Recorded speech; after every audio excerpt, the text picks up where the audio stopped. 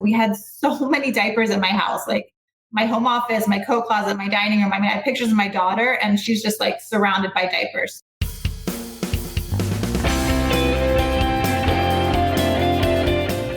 Welcome to Everybody Pulls the Tarp, the go-to podcast for high performers.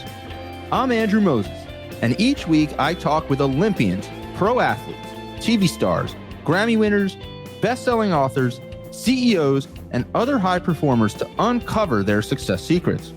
Every conversation is jam-packed with inspiration and actionable ideas we all can apply to our own lives, personally and professionally.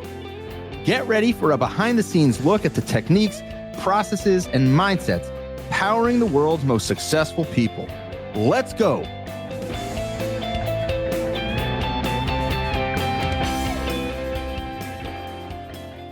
Hey, friends. This week, my guest is Lindsay Gill. Lindsay is the founder of the Napkin Network.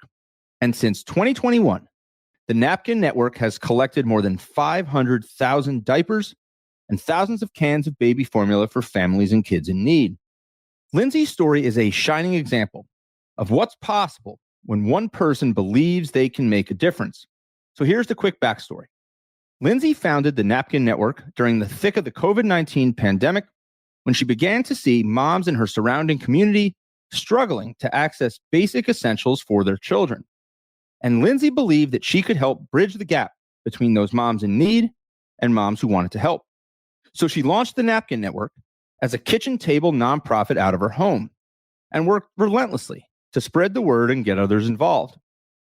Over the subsequent days and weeks, Lindsay's doorstep, her home, and her garage quickly became filled floor to ceiling with diapers and other critical baby essentials donated by people in her network. From there, she'd quickly distribute the goods directly to people in need. And today, the Napkin Network continues to grow and thrive, bridging that gap between moms in need and moms who want to help. Lindsay and her team of supporters now provide diapers and essential baby items to diaper banks, pregnancy centers, and so many others in need. In our conversation, Lindsay and I explore her whirlwind journey building the Napkin Network and many of the powerful lessons about leadership, entrepreneurship, and teamwork that she's learned along the way. You'll hear powerful ideas on building an organization from the ground up, adapting your mission as needs evolve, how to balance taking care of others while also ensuring you are taking care of your own mental health and well-being too, and so much more. Most importantly, Lindsay's story is a wonderful reminder that we all have the power to make an impact. So let's pull the tarp and get straight to Lindsay Gill. Lindsay, where I want to begin, where did the idea for the Napkin Network come from? Okay, so just to take it back even one step further, I actually met my husband. He has a charity, a military charity, and he has a real estate business, but he has a military charity that he was doing, and it was very small at the time. So this was 2010, and we met, and I decided to actually leave my full-time job. I was at National Geographic, which was a huge risk, but I wanted to run his foundation and grow it. So we started the foundation. We got married, and then 10 years later, it was a multi-million-dollar nonprofit. And then, unfortunately, COVID happened, and at the time, we had 2 children, a third on the way, and I had to handle that situation, stay home with the children. So I was home for maybe literally a couple weeks. I mean, the fall of 2020, and I kept seeing how many moms were struggling, like on the news and sort of anecdotally, how many moms were struggling to afford basic baby essentials. And my kids were coming off a very expensive private school. Like I had a great network of moms. To be quite honest, I live in an area where I felt like some of the moms I knew could probably help. So I did basically just like a diaper drive. I said, like, I keep seeing how many moms are struggling. Let's do a diaper drive. And I was going to give it, and I did give it to the DC Diaper Bank. And it was wildly successful. We had so many diapers in my house, like my home office, my coat closet, my dining room. I mean, I have pictures of my daughter, and she's just like surrounded by diapers. So it's not that I thought that that was easy, but I thought, wow, like all I had to do was kind of ask, and look how much help we received. And of course, in COVID, you were kind of alone and we were all isolating, but I wanted to create a network of moms because it can be lonely to be a mom. So I basically founded the Napkin Network on December 31st, 2020. because it was the last day of 2020. It's a bad year for a lot of people during COVID. And I thought, God, we just have to make 2021 better for other people in the world and other moms like me who are struggling. So long story short, I incorporated the Napkin Network to help moms in need. So moms helping moms in need is actually our tagline. Lindsay, I love that story for so many reasons. Oh, so I want to go back. So you had a job at National Geographic, as you described, a corporate job, and ultimately decided to make the leap to go support the nonprofit that your husband had initially launched. Is there something kind of like in your past or something that's kind of always been a part of you that's always drawn you to unique causes and that like has created that empathy in you? I'm curious. Yes.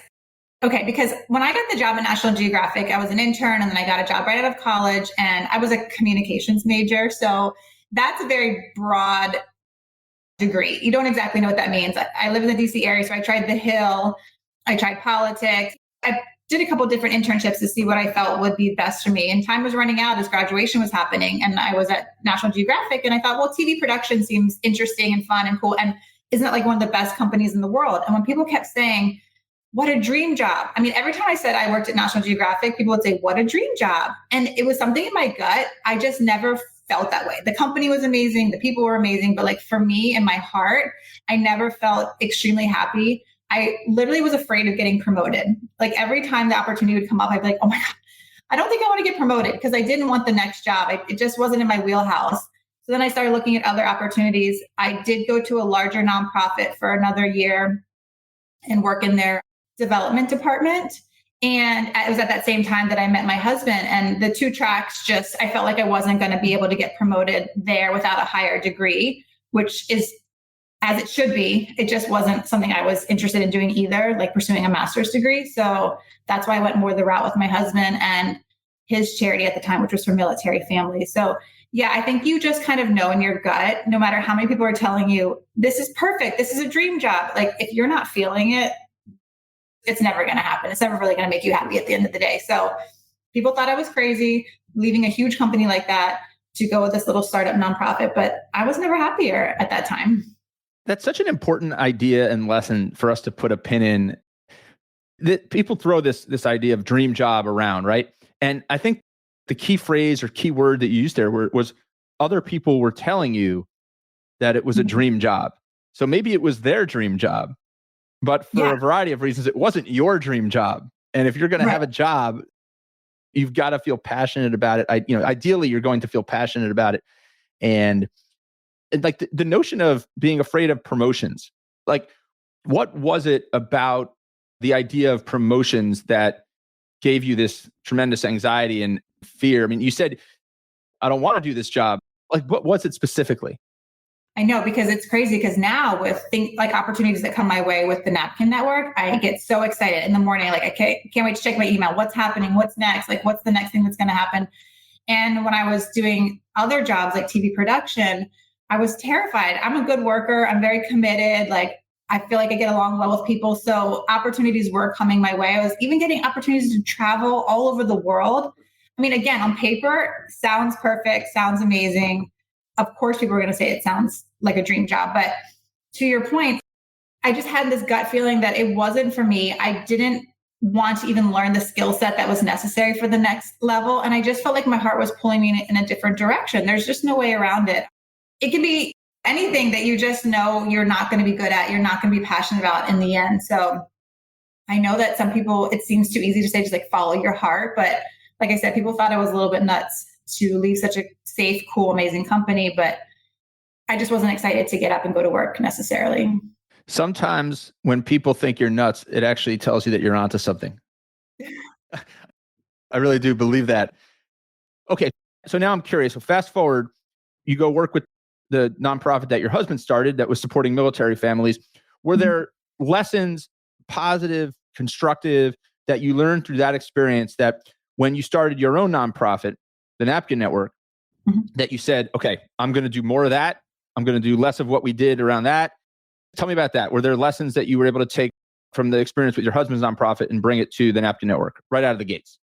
Yeah, exactly. Well, the good things that I took from that obviously was how to fundraise, how to get along with people. I mean, at the end of the day, people have a lot of options when they're giving money. So they're giving to the cause they care about, but they're also giving to the people who are running the organization, and they want to make sure that they know their money is going to the right spot. So for his and for mine, the biggest takeaway was just really having that hands-on touch with the beneficiaries, making sure that people know that their money, that whether it's a $5, 5,000, 500,000, which is what the military charity was getting, that they're going to the right place, that it's being spent in the right areas. So for me, when I started the Napkin Network, I haven't quite grown it outside of my area yet because I want to make sure that I'm really impactful in my small community. I don't want to grow too quickly or grow too widely where I'm really forgetting or ignoring or not able to serve the people right in my own backyard, basically.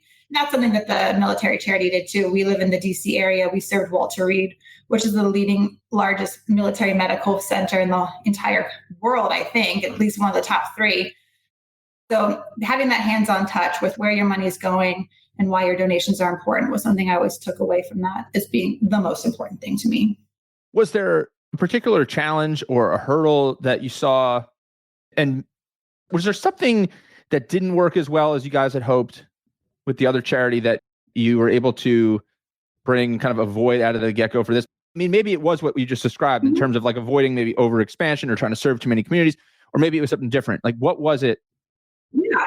Well, kind of taking it from a different perspective, I think that I use the word nimble. I don't know if that's exactly the right word, but being able to adjust in real time was important to the military charity and my husband, and now to me too. So for example, with the military charity, which is Luke's Wings, it is the name of it.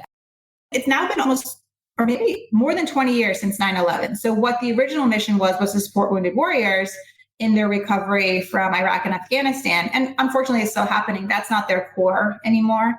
And for me too, for example, I started the Napkin Network to help moms in need with diapers, wipes, formula, basic baby essentials. And that is our mission and that's our core. But for example, I had a baby during the height of the formula shortage and then followed quickly by a medicine shortage, which I don't think was as widely in the news, like access to Tylenol and Motrin for children, and then formula, which is the only source of food for our little babies. So I kind of had to pivot for almost a year and really focus on just food and medicine, which wasn't exactly what I ever had intended to do. I was trying to collect diapers.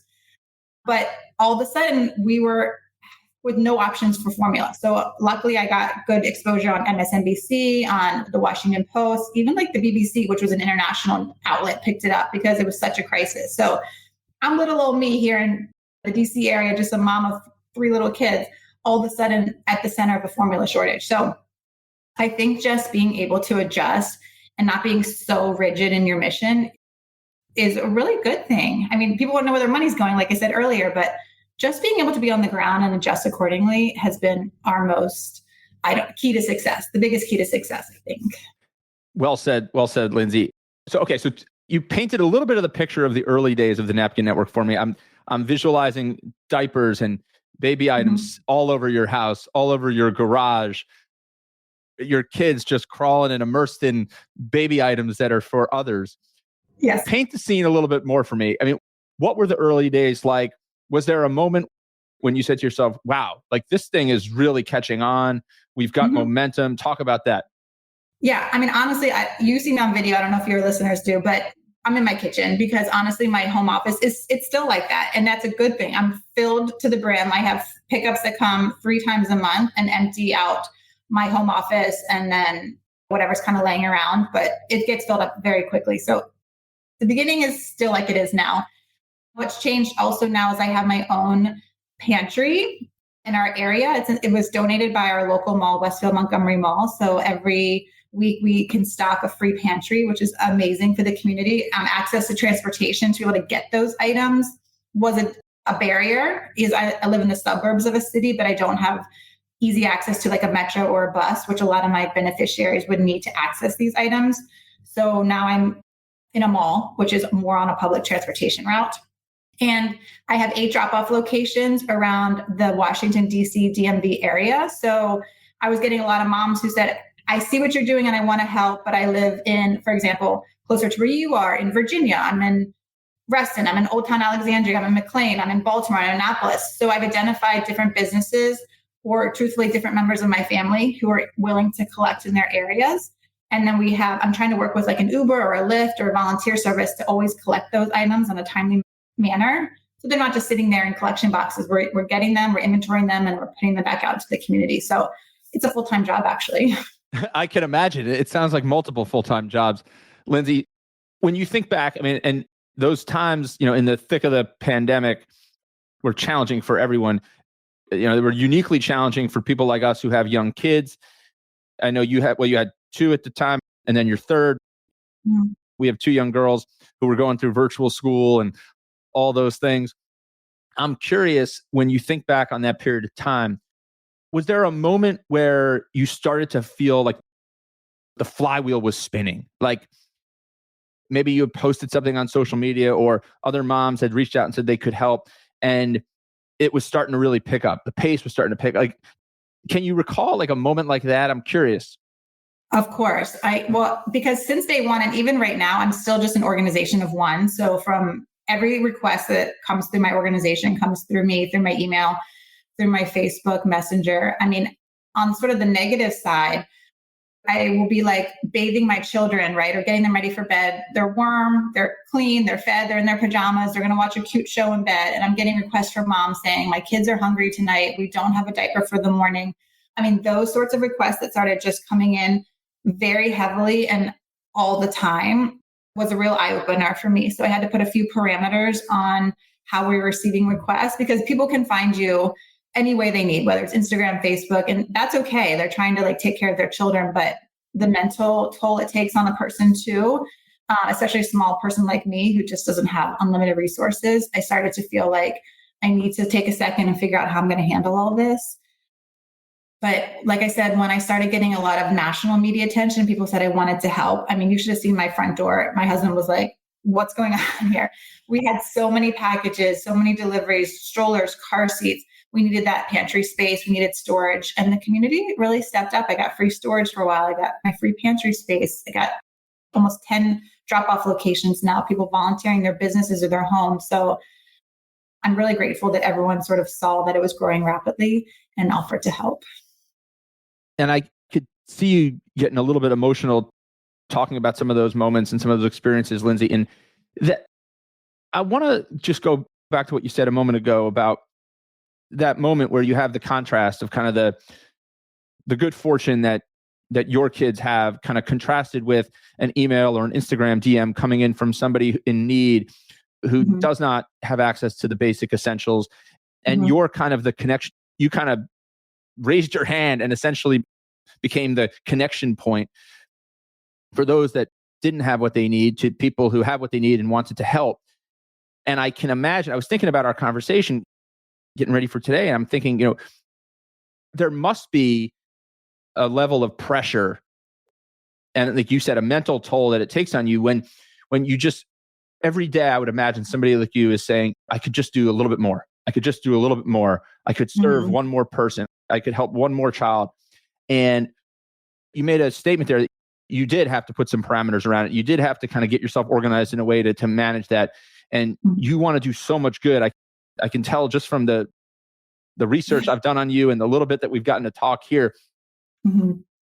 So take me through that, because there are countless people listening who, whatever it is they're pursuing, they're constantly met with, well, if I could just do a little bit more, if I could just do a little bit more, how could I say no to this? How could I say no to that?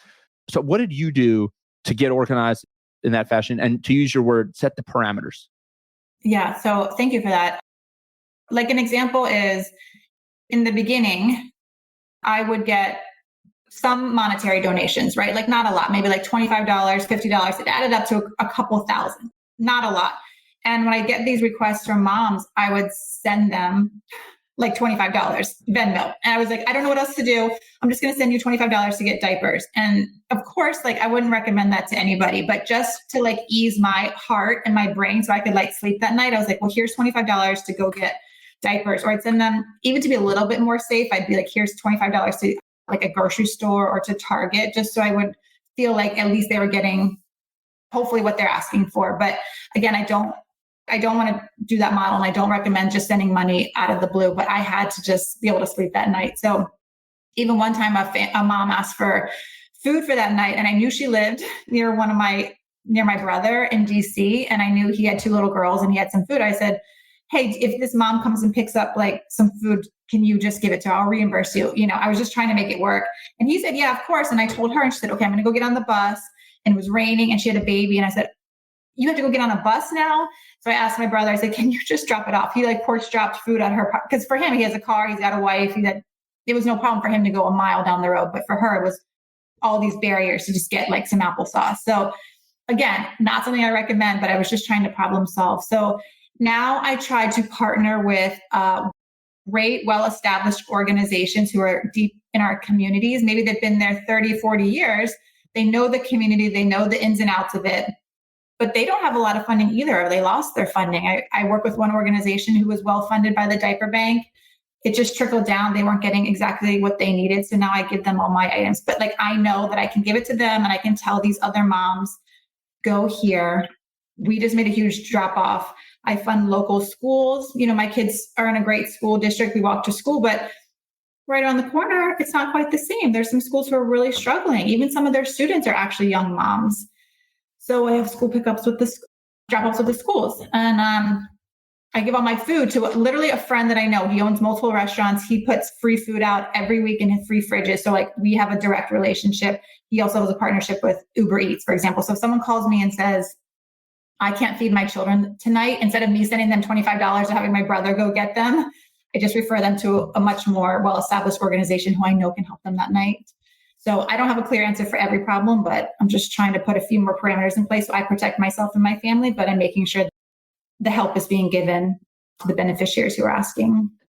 Lindsay, I am just so blown away by your kindness and the authentic desire to help as much as you can. And I think everybody listening can probably appreciate the emotions that you feel when you see firsthand that you can make an impact, and how you don't want to turn your back on any individual, right? Sometimes when you get involved in a cause, or you're raising money for a charity, or you serve on a nonprofit board, or you're doing something at a scale, it's on occasion you can forget what the end impact is, right? And I think one of the unique things about what you're doing is that because you've kept it fairly local for the time being, because you're doing this in such a grassroots, one employee type of way, you are seeing and feeling kind of the impact on the end users, right? The end users of the service that you're providing. And that's so powerful. But it's also neat how you've been able to, and I think this is a lesson for everybody, regardless of what they're working on, is that when you take something that you're working on that's uniquely yours and you attach it in an elegant and artful way with others that maybe have more infrastructure and have maybe been doing it longer, that you can have this 1 + 1 = 5 type of effect. I think there's something powerful to that. Yeah, I think it's kind of what we said earlier, in the very beginning, knowing your strengths, knowing your weaknesses, knowing where your heart sort of lies. And I love to be a connector. I love to be networked. I love to be out in the community, of finance or accounting, or establishing these long-term deep relationships. I just was with a domestic violence sort of intake center. That's something that's extremely serious and very heavy. And those people are angels, right? And what they need is diapers. So I'm just a small part of that, and I'm happy to give them diapers, but they're dealing with much larger issues. So just kind of knowing your strengths and your weaknesses is going to make us all just work better together. Is knowing your own strengths and weaknesses something that you've always felt like you were pretty self-aware of? It's kind of funny because I would say no, to be honest. I was the most shy child, according to my parents, you've ever met. I wouldn't talk to anybody. I wouldn't come out on stage. I kind of got into sports a little bit later, and that helped, but I was extremely shy. So my mom and dad will still be like, I cannot believe that is the same Lindsay up on stage there, or talking to 300 people, or on this national news interview, or talking to you. They're just I can't believe it. So, I think that's just age and passion and maturity, of course. But no, I just think I'll get very shy in a big room of people if we're at something I don't know anything about. But if we're there for me and we're talking about my organization, I could talk forever, as you can see. But if I'm a guest of somebody, you'll probably find me in the corner, to be honest. Well, it's funny. People ask me all the time. They say, you must be like pretty extroverted. I say, I'm kind of like a extroverted introvert. Like, I think it depends on the circumstance, right? I think it depends on where you are, but I definitely hear what you're saying from a standpoint of if you're passionate about something, I think it's much easier for that to show through and to be able to articulate that. And so I can't help but like now, as you talk about that, think about, you mentioned you were a communications major. Yeah. So communications major, incredibly shy. What types of things have you learned about kind of the art of communication that have been able to help you in this venture? Yeah. And I think I just picked that major because I'm the oldest. My parents had me when they were quite young, which is actually why it's named the Napkin Network. My maiden name is Kin. And my parents had me when they were 19, and they were not struggling because they had good family support, but they were very young, right? And my mom wasn't able to finish college. So a bunch of things that just, if her circumstances had been slightly different, I might be a different person, but everything luckily is amazing and wonderful for me. But with that being said, I don't know that we really fostered like me as I was growing up. What are you good at? What are you really interested in? Right? We were just trying to get through the day. So I didn't explore a lot of colleges. This is a whole long story short, but comm seemed like a safe bet for me. I was like, I'll kind of figure it out as I go. But communication wise, I know this sounds so cliche, but just being so genuine, people know when you're not being genuine. They know when you're not being honest, when you're just kind of trying to say what they want to hear. And I think that, like I said earlier, people will work with you, or they'll donate to you, or they'll give you your services if they like you and they trust you and they believe in you. So I found wild success without going back to college, without getting a master's degree, without whatever, without a lot of money, because I just try to be really transparent and honest and likable, and people want to work with you. What types of things can you do to make sure people understand like how genuine and authentic your message is? So I share the good and the bad, and I don't know if that's recommended or not, but I think sometimes we just always share the good. And maybe I even connected with you when I was sort of sharing the bad. I was just saying, hey, it's January, it's February, it's March. It's very slow for me as an organization, funding wise. We've been sick a lot, whatever the thing is, like I'm feeling like I'm kind of failing. And I just put that out. It wasn't anything horribly sad, but it was just honest. And that sparked a lot of people reaching out saying, I've been meaning to get involved. So sorry for my delay. Whatever the thing is, like, hey, like, let's pick this back up again. So I think it's okay to say like things aren't going great and I need some help, and the good things come from that.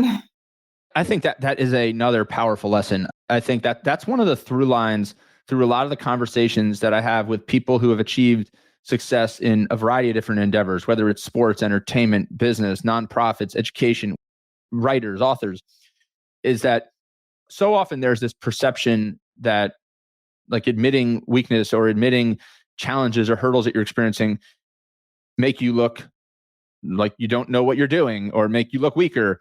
And so often it's the opposite.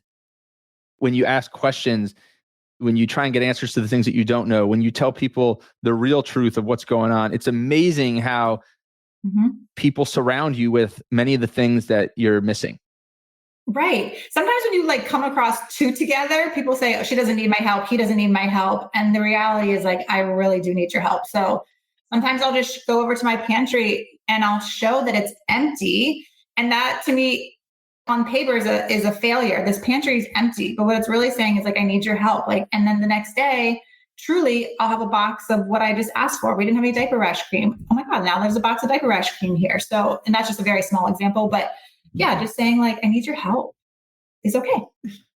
Saying that you need help is 100% okay and encouraged. That is something that I have learned as well, and something that I know I can still get better at myself personally and professionally, but it's definitely something that I've improved at over the years. I think earlier on in my career, again, I was probably one of those people who felt like it was admitting weakness, it was admitting fault. People would think I didn't have it together. But I think there's something 100% to what you said there about sometimes when you appear like you have it together, people are like, he or she doesn't need any help. They've got it all together. No, nobody's got it together. No, nobody's got it together. We're all just trying to get by with the resources that we have. It's very, very true. I think there's so much power in asking for help. So for everybody listening, if there's something that you're working on, if there's something that you're passionate about, don't hesitate to reach out. Lindsay, I know, as we talked about earlier, you are the mom of 3 young kids. I also have 2 young kids. And one of the things that I'm passionate about is making sure that I lead by example, that I model the behaviors that I want them to show. And there's nothing that gives me more pride than when somebody tells me that, how kind one of my daughters was to a kid in their class, or that they helped somebody out on something, or whatever it is. Those things just give me an immense amount of pride. So let's look at this kind of through 2 lenses. Like, what are some of the values through this process, through this venture, that you're trying to instill in your young kids? And are there moments that you feel, and I know they're still young, just like mine are, but like, are there moments where you've begun to sense that they're grasping how powerful it is what mom is doing? I think so. And my example is a little bit more niche just because of what I'm doing. But yeah, when I would have, let's say, diapers, that's not super exciting, but clothing or toys, oh my gosh, or Christmas, I collect toys for children who wouldn't otherwise have Christmas or holiday gifts. To see all those things come to my house, but tell my children, but they're not for you, and then who they are for or why we have to do that. That's like, they're little, they're 7. So my oldest one is starting to learn, but 4 and 2. So their brains are still like, you have to talk to them in a very simple way, but to try to explain that all these things that are coming, we don't need because you're lucky enough to always have them, and you will always have them. Don't worry about that. These are for people who don't have them, and why that's, not the case for everybody. Those are really good conversations you can apply to any sort of work you're doing. But yeah, to see toys and diapers and clothing and be like, you can't touch those, but they help me load everything in and out of the car. I always use them on my social media, my marketing. I just use my own children, but they're starting to learn. And even to me, I don't even know. Sometimes I don't consider myself a working mom. I consider myself a stay-at-home mom because that's always my priority, is being with them and making sure they're where they need to be. But I said, do you think mommy works? I was just kind of talking to them, and my little one said, you network. And I thought, how does he know that word? And then I realized he was talking about the name of the Napkin Network. So they are paying attention when you don't even realize they're paying attention. He's outside riding his bike and he sees mom putting diapers in and out of the car all day long. They're absorbing these things. So always setting an example, even when you don't think that they're paying attention, they are, and they're learning great things from us. They are always paying attention, good and bad. I think they know when we're at our best and when we're at our worst. And that's why I am far from perfect. I make plenty of mistakes. We all do, but I'm really focused on making sure my kids see me working on things that give me passion, helping people, treating people the way that I would want to be treated, lifting other people up, living the everybody pulls the tarp mindset that I talk about every week on this podcast, being a tarp puller, as I talk about wanting to build a world full of tarp pullers. Lindsay, before we wrap up our conversation, as you've had a chance, as you think about and kind of reflect on the past couple of years and where this journey is still headed for you, if there's one thing, in 20 or 30 years, if someone was writing a newspaper article about Lindsay Gill and the Napkin Network, what would you want them to say? I just hope that there's a balance between my passion for my own family and wanting to make sure they're taken care of and really wanting to help other people's families. I hope there's a nice balance there. It's with any sort of job, really. I mean, you find this balance between taking care of yourself and taking care of others, and you hope you strike the right balance. And I really hope I'm doing that because I want other children, other moms to feel as safe and happy and excited about childhood and motherhood as I am. I love being a mom so much. I don't have a nanny. I don't have help. I'm always trying to be hands-on. And I want to just mention that with the other, you said about children, involving them. Anytime we have something that kids can come to, I always say, bring your kids. Or if someone says, I can't come because my kids don't have school, I say, bring your kids. Let's involve our children in our life. And of course, corporate jobs and all this stuff, I know there's a lot more. You can't do that all the time, but whenever possible, I think children should be more included in the lives of their parents. I hate to leave them home. I hate to get babysitters. I want my legacy to be a great mom, to be honest, but I hope that in the process, I've helped other moms become great moms too. Lindsay, I think it goes without saying you are well on your way to achieving both of those objectives. I have really, really enjoyed our time together today. I've learned so much from you. And I think in many ways, you're just getting started. You've made such an impact. Over 500,000 baby items collected so far since 2021, all from a team of one with the support of many, which is really what it's all about. You've built a network and an ecosystem of people that are rallying behind you, and it's so impressive. I hope we can catch up again in the future and hear where the Napkin Network is headed and just continue this conversation. But there is no question, you and everybody who supports you are certified tarp pullers. You're forever a part of the Everybody Pulls the Tarp family. I mean, you define what it means to live the Everybody Pulls the Tarp mindset. Thank you so much for spending some time with me this week. All right, Lindsay? Absolutely. Thank you. Thank you for joining me this week. Be sure to subscribe in your favorite podcast app so you can catch all of our upcoming episodes. And if you are like me and want a world full of tarp pullers, then leave a review to help others find us.